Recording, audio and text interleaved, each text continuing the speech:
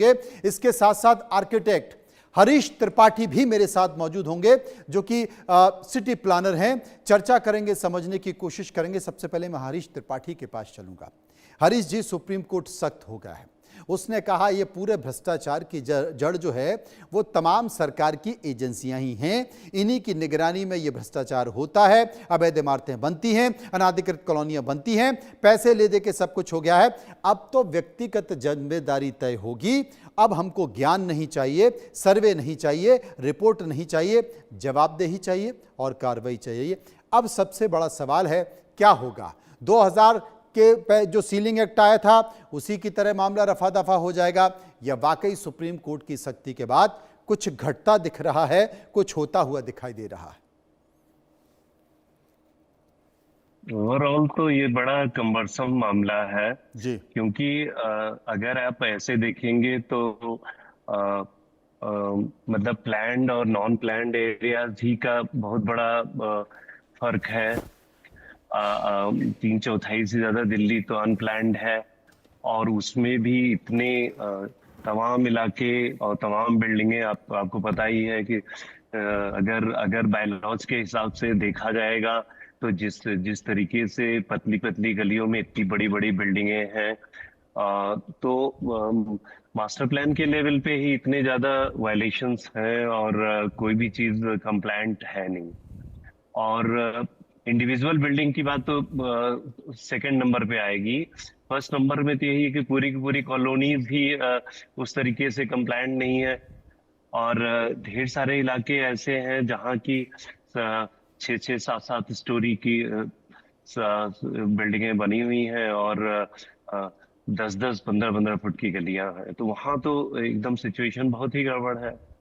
और ऐसे में मतलब कैसे कैसे उसको क्या क्या इवेंचुअली क्या हो पाएगा कंप्लायंसेस में, मुझे तो नहीं समझ में आ रहा है।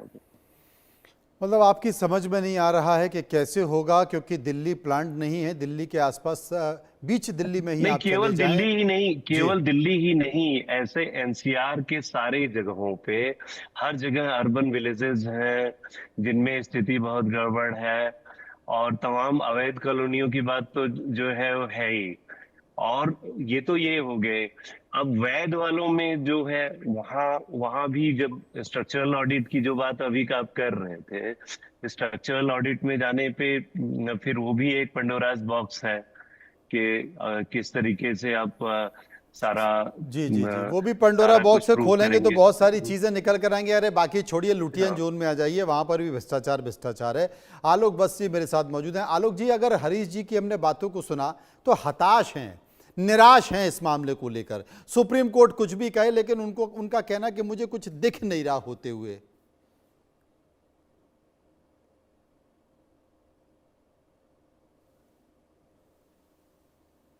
आलोक जी अनम्यूट कर लीजिए, आपकी आवाज नहीं आ रही।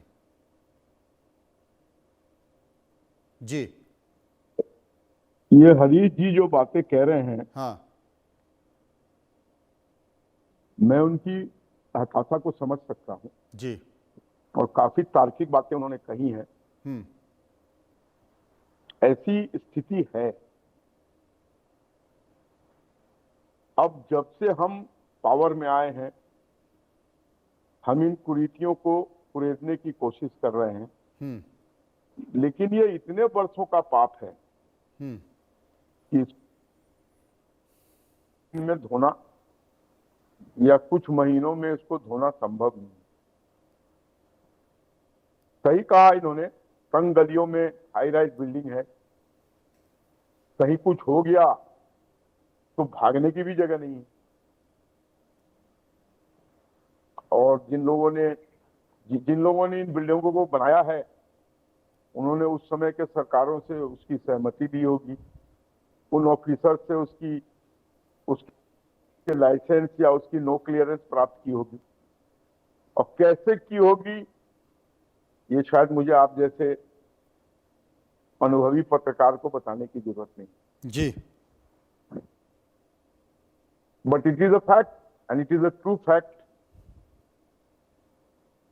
कुछ जगहों को छोड़कर, अब लुटियन जोन्स की बात करें तो आप पेरिस की बात कर रहे हैं,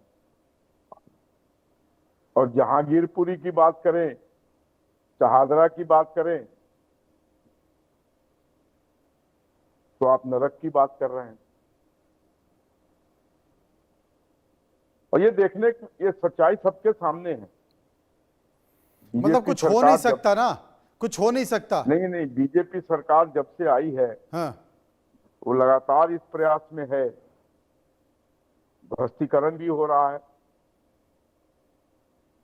चलिए लेकिन- ठीक है। तो 2026 में जो 2006 में सीलिंग एक्ट को लेकर कार्रवाई हुई थी, उसकी मियाद बढ़ते बढ़ते बढ़ते बढ़ते 2026 तक आ गई है। 31 दिसंबर 2026 को वो भी खत्म हो रही है। 2006 में हमने सड़कों पर बवाल देखा था कि किस तरीके से बवाल हुआ था।